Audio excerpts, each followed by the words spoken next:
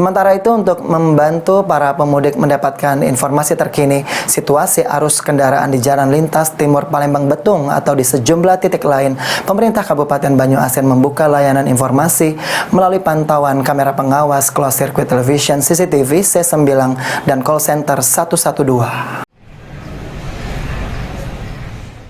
Membantu pemudik mendapatkan informasi terkini situasi arus kendaraan di jalan lintas Timur Palembang Betung dan di sejumlah titik lain, pemerintah Kabupaten Banyuasin membuka layanan informasi melalui pantauan kamera pengawas closed circuit television CCTV C9 dan call center 112.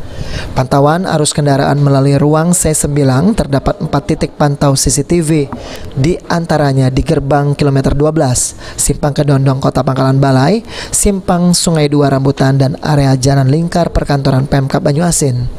Randy Wiguna, operator C9 menjelaskan, pemudik dapat mendapatkan informasi jalan kondisi terkini Jalintim dengan mudah pada jam kerja mulai dari jam 8 pagi hingga pukul 4 sore.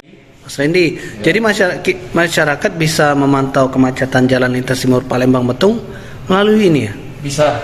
Apa ini? Ini kita ada titik pantau arus lalu lintas di mana ada macet. Jadi masyarakat bisa menginformasi atau dia minta informasi dari kita di mana letak kemacetan atau apapun itu, yang kita bisa kasih informasi. Kemana, Pak? Ya, di sini ada ruangan 9 namanya ini.